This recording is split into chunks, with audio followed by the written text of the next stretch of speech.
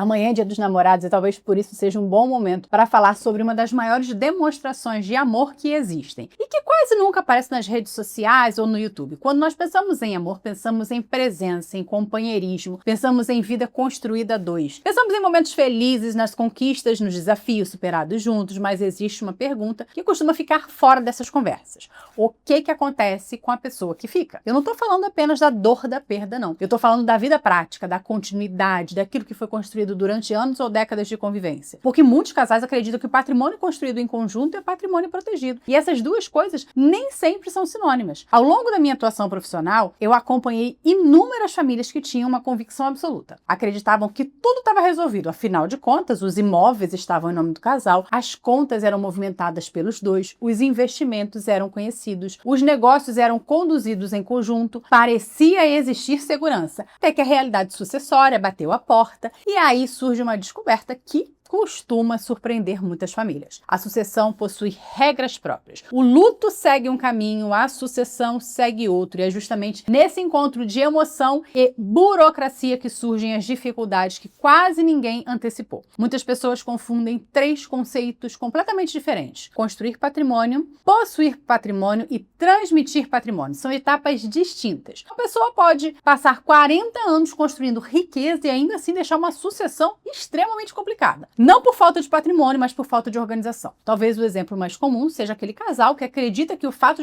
de estar tudo em nome dos dois elimina qualquer preocupação futura. Parece lógico, parece intuitivo, mas sucessão não funciona com base em percepções. Funciona com base em regras claras. E é por isso que tantas famílias descobrem, no pior momento possível, que ter direito não significa ter acesso imediato. Essa é uma distinção importante, muito importante. Uma coisa é o direito e outra coisa é a disponibilidade prática daquele patrimônio. Outra coisa é a continuidade da renda, outra coisa é a administração dos bens, outra coisa é a manutenção daquilo que sustenta a família. Muitas vezes a preocupação das pessoas está concentrada apenas em quem herdará, mas essa não é a única pergunta relevante. Existe uma pergunta prévia: quem continuará administrando? Quem continuará decidindo? Quem continuará conduzindo aquilo que foi construído? Essa reflexão se torna ainda mais importante quando existem empresas, quando existem imóveis de locação, quando existem investimentos, quando existe uma atividade econômica dependente de decisões permanentes. Nesses casos, o patrimônio não pode simplesmente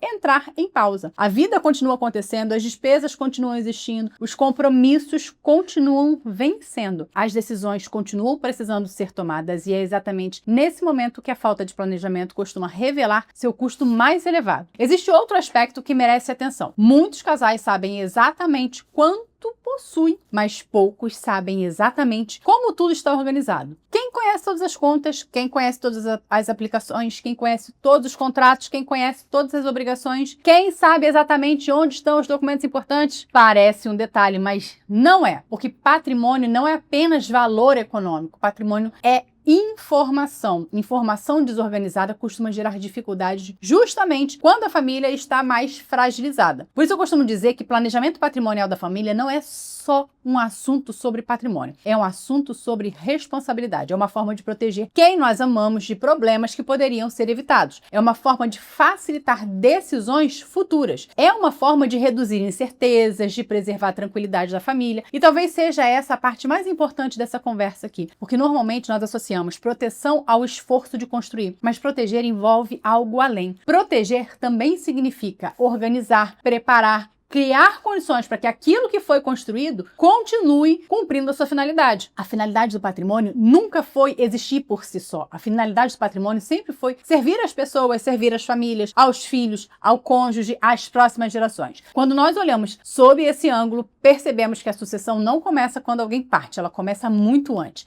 Começa quando existe consciência, quando existe planejamento, quando tem disposição para enfrentar conversas que normalmente são adiadas. Talvez por desconforto, por medo, porque pareçam ser distantes, mas a verdade é que planejamento patrimonial não é um exercício sobre ausência, é um exercício de cuidado. E cuidado é uma das formas mais profundas de amor. Por isso, nesse Dia dos Namorados, eu gostaria de deixar uma reflexão. Presentes são importantes, comemorações são importantes, momentos compartilhados são fundamentais, mas existe algo igualmente valioso, que é a tranquilidade de saber que a pessoa que você ama estará protegida, não apenas emocionalmente, mas também patrimonialmente, porque a maior prova de amor não é deixar patrimônio. A maior maior prova de amor é garantir que quem fica consegue continuar vivendo com segurança, estabilidade e dignidade. Se essa reflexão fez sentido para você, eu quero te fazer um convite. Nos dias 15, 16 e 17, eu vou realizar o Seminário de Estruturação Patrimonial da Família. Serão 3 encontros ao vivo. Vamos conversar sobre como famílias organizam o seu patrimônio, reduzem risco e criam estruturas capazes de proteger aquilo que construíram ao longo de uma vida inteira. O link para inscrição eu vou deixar na descrição desse vídeo. Eu espero encontrar você comigo para ser um guardião do legado. Porque amar também é proteger. E proteger é uma decisão que se toma em vida.